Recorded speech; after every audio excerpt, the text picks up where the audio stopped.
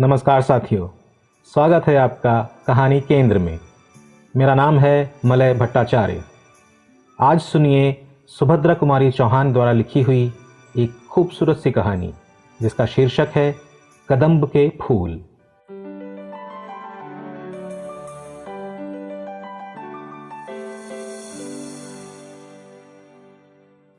भौजी, लो मैं ले आया। सच ले आए? कहाँ मिले? अरे बड़ी मुश्किल से ला पाया भौजी। तो मजदूरी ले लेना। क्या दोगी? तुम जो मांगो। पर मेरी मांगी हुई चीज मुझे दे भी सकोगी? क्यों ना दे सकूंगी। तुम मेरी वस्तु मेरे लिए ला सकते हो, तो क्या मैं तुम्हारी इच्छित वस्तु तुम्हें नहीं दे सकती? नहीं भौजी, ना दे सकोगी। क्यों नाहक कहती हो? अब तुम ही ना लेना चाहो तो बात दूसरी है, पर मैंने कह दिया कि तुम जो मांगोगे मैं वही दूंगी। अच्छा, अभी जाने दो, समय आने पर मांग लूंगा। कहते हुए मोहन ने अपने घर की राह ली। दूर से आती हुई भामा की सास ने मोहन को कुछ दोने में लिए हुए घर के भीतर जाते देखा था, किंतु वो ज्यों ही नजदीक पहुंची, मोहन दूसरे रास्ते से अपने घर की तरफ जा चुका था। वे मोहन से कुछ पूछ न सकी, पर उन्होंने ये अपनी आंखों से देखा था कि मोहन कुछ दोने में लाया है, किंतु क्या लाया है ये वो न जान सकी। घर आते ही उन्होंने बहू से पूछा, मोहन दोने में क्या लाया था? भामा मन ही मन मुस्कुराई और बोली, मिठाई। बुढ़िया क्रोध से तिलमिला उठी, बोली, इतना खाती है, दिन भर बकरी की तरह मुंह चला ही करता है, फिर भी पेट नहीं भरता। बाजार से भी मिठाई मंगा मंगा कर खाती है। अभी मैं न देखती तो क्या तू कभी बतलाती? भामा मुस्कुराते हुए, तो बतलाती क्यों? कुछ बतलाने के लिए थोड़ी ही मंगवाई थी। क्यों, क्या मैं घर में कोई चीज ही नहीं हूं? तेरे लिए तो मिठाई के लिए पैसे हैं, मैं 4 पैसे दान दक्षिणा के लिए भी मांगूं तो सदा मुंह से नाही ही निकलती है। तेरा आदमी है तो मेरा भी बेटा है, क्या उसकी कमाई में मेरा कोई हक ही नहीं? मुझे तो 2 बार सूखी रोटी छोड़कर कुछ भी ना नसीब हो, और तू मिठाई मंगा मंगा कर खाए। कर ले जितना तेरा जी चाहे, भगवान तो ऊपर से देख रहा है, वो तो सजा देगा ही। भामा मुस्कुराते हुए, क्यों कोस रही हो माँ जी? मिठाई एक दिन खा ही ली तो क्या हो गया? अभी रखी है, तुम भी खा लेना।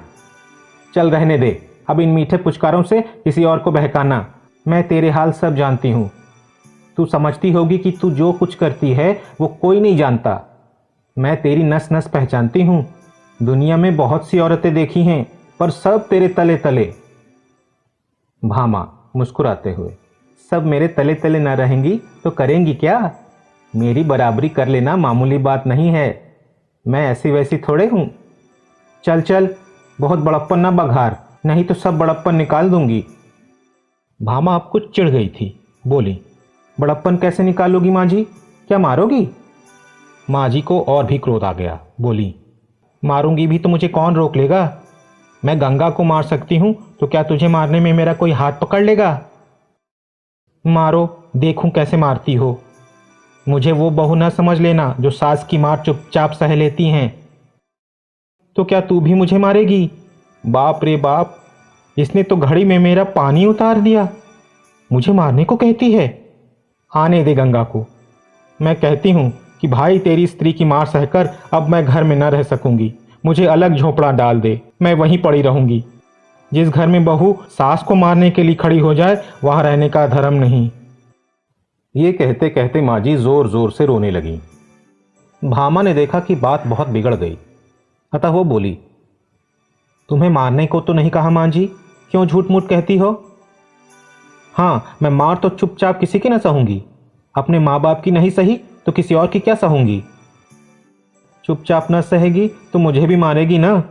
ये मखमल में लपेट लपेट कर कहती है, तो क्या मेरी समझ में नहीं आता? माँ जी के जोर जोर से रोने के कारण आसपास की कई स्त्रियां इकट्ठी हो गईं। कई भामा की तरफ सहानुभूति रखने वाली थीं, कई माँ जी की तरफ। पर इस समय माँ जी को फूट फूट कर रोते देखकर सबने भामा को ही भला बुरा कहा। सब माँ जी को घेर कर बैठ गईं। भामा अपराधिनी की तरह घर के भीतर चली गई। भामा ने सुना माँ जी आसपास बैठी हुई स्त्रियों से कह रही थी, आप तो दोना भर भर कर मिठाई मंगा मंगा कर खाती है, और मैंने कभी अपने लिए पैसे धेले की चीज़ के लिए भी कहा तो फौरन ही टकासा जवाब दे देती है। कहती है पैसा नहीं है। इसके नाम से पैसे आ जाते हैं, मेरे नाम से कंगाली छा जाती है। किसी भी चीज़ के लिए तरस तरस के मांग मांग के जीभ घिस जाती है। कभी जी में आया तो ला दिया, नहीं तो कुत्ते की तरह भूखा करो। इस घर में ये हाल है मेरा। आज भी दोना भर मिठाई मंगवाई है। मैंने ज़रा ही पूछा तो मारने के लिए खड़ी हो गई। कहती है मेरे आदमी की कमाई है, खाती हूँ, किसी के बाप का खाती हूँ क्या? उसका आदमी है तो मेरा भी बेटा है। उसका 12 आने हक है तो मेरा 4 आने तो होगा। पड़ोस की एक दूसरी बुढ़िया बोली, राम राम, यही पढ़ी लिखी होशियार हैं। पढ़ी लिखी है तो क्या हुआ, अकल तो कौड़ी के बराबर नहीं है। तुमने भी 9 महीने पेट में रखा है बहन, तुम्हारा तो 16 आने हक है। बहू को बेटा माँ के लिए लौंडी बना कर लाता है। ये तुम्हारे पैर दबाने और तुम्हारी सेवा करने के लिए है। हमारा नंदन तो जब तक बहू मेरे पैर नहीं दबा लेती उसे अपनी कोठरी के अंदर नहीं आने देता। अपना ही माल खोटा हो तो परखने वाले का क्या दोष बहन। बेटा ही सपूत होता तो बहू आज मुझे मारने दौड़ती।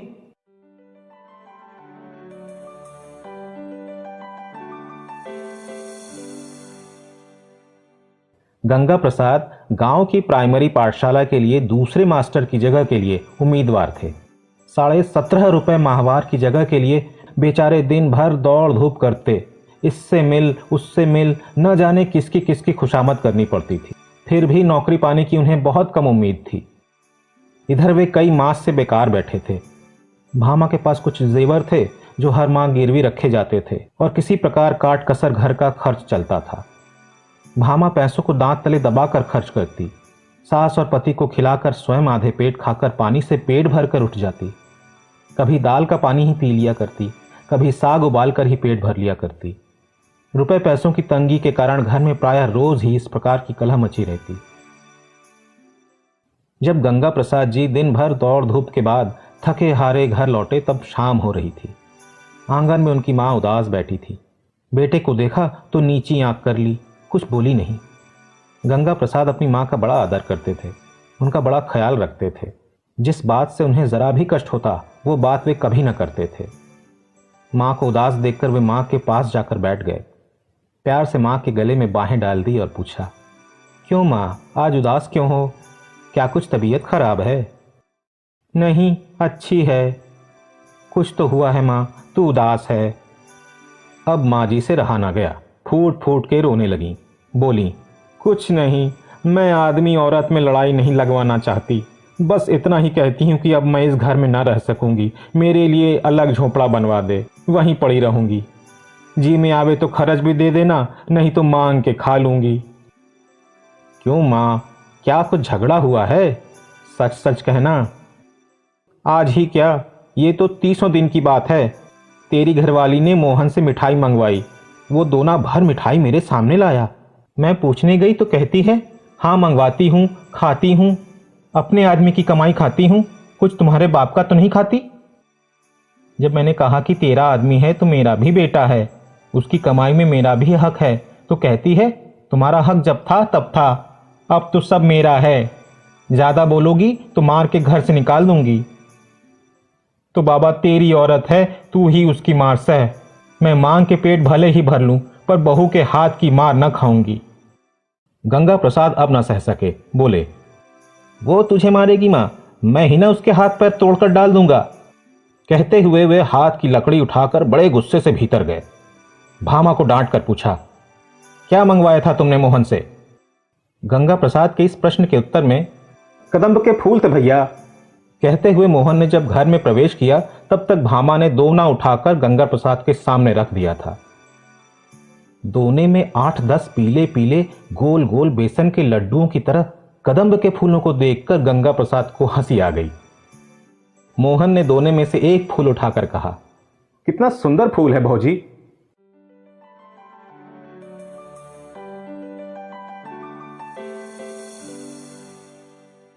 साथियों, ये कहानी आपको कैसी लगी कमेंट सेक्शन में ज़रूर बताइए। कहानियाँ सुनने में अच्छी लग रही हों तो चैनल को सब्सक्राइब ज़रूर कीजिए और इसे लाइक और शेयर करते चलिए ताकि दूसरे भी इसका आनंद उठा सकें। चलते चलते बेल आइकन को ऑल पर सेट कर दीजिए। जल्दी अगली कहानी लेकर उपस्थित होता हूँ, तब तक के लिए शुभकामनाएं।